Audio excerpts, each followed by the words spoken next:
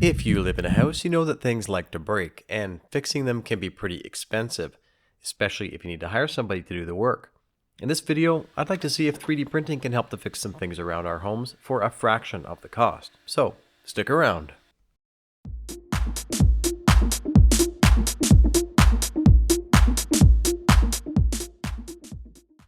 I have a lot of trees, grass, ground cover around my pool, which means a lot of bugs, leaves, cones, needles, and the occasional animal like to get in there. And the very important thing that's supposed to get those into the filter, well, not so much the animals, is the skimmer. And that doesn't always work. So let's take a closer look at it.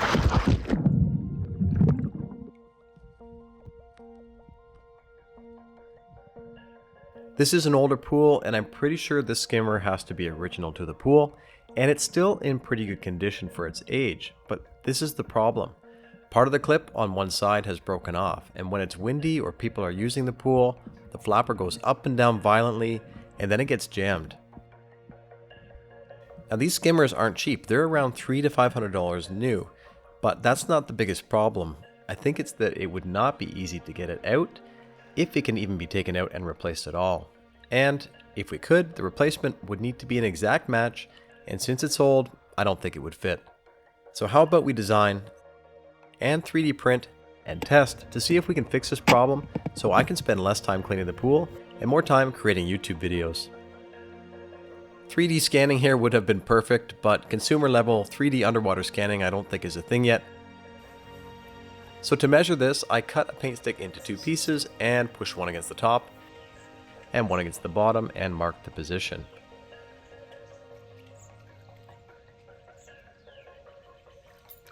I did the exact same thing for the pivot points, and then I used the flapper itself to measure the diameter of those pivots.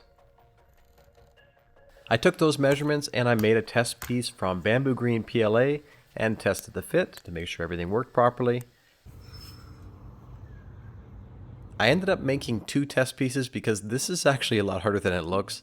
The second piece I needed to make sure that I had enough space around those pivot points, which I did not, and that's because I couldn't really think of a good way to measure them. So I modified the print with a chisel, tested it again, and then I modified the model to match.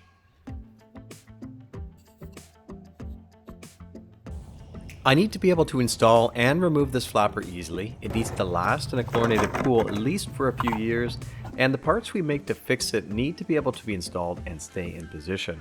And there is something else too. The flapper raises and lowers with the water level, which means that I need to make a filler piece wide enough to make the whole system work. Because it is designed to bring in water from the top surface, it does need to block the water from entering from lower down. This is what the final fix looks like. The filler is wider, and I've created a sleeve which both locks that filler into place and also acts as a bushing for a new pivot pin.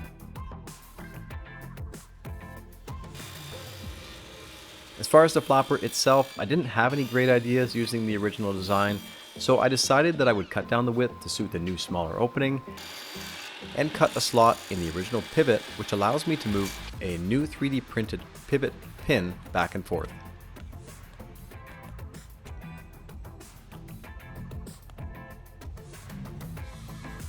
As for the material, I think I have a few choices: PLA, ASA, and PETG.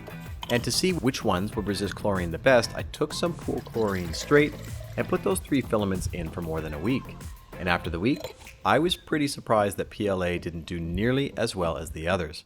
And after a bit more testing off camera, ASA did by far the best, with no noticeable impact. Unfortunately, I finished the test at the end of making this video, and while I was waiting, I went ahead and used PLA to complete the project. I'll end up having to reprint everything in ASA to make sure this doesn't break down.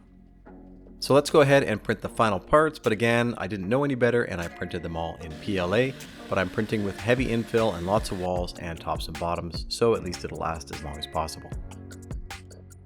Okay, we have all the parts, so all that's left to do is install it and see if everything fits, and then see if it actually works. So I have to install the large flat piece, and then to keep it in position, I'll add the bushing at the bottom. The bushing at the top really isn't needed in this case. The flapper goes in after with the pin installed. And because I wasn't paying attention, the foam needs to be reinstalled, so let's just try that again. And then to get the pin in position, I need to get into the water because it ended up being a lot harder to line everything up and slide the pin over from above.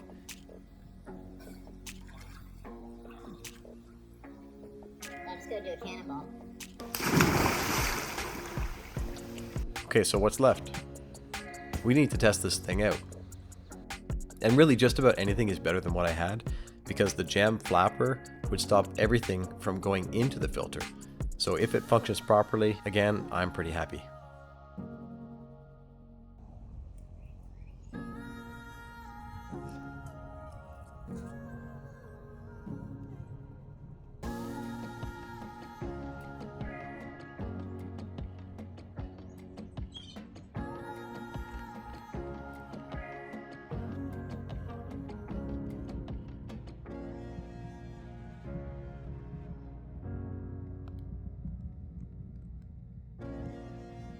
So guys, if you enjoyed the video and found it helpful, please make sure to subscribe if you haven't already, and leave a like and comment to let me know what you think about the fix. I also want to say a special thanks to my patrons for helping to support the channel: Felix Hummel, Jeff Hoyler, Michael Wheelock, and Cody Tyrrell. And if you'd like to become a patron and see more behind the scenes and interact with me one-on-one, please check out the link in the description below. Take care, everybody, and we'll see you on the next one. Whoa, almost fell in. I have my camera in one hand and my pliers in the other hand.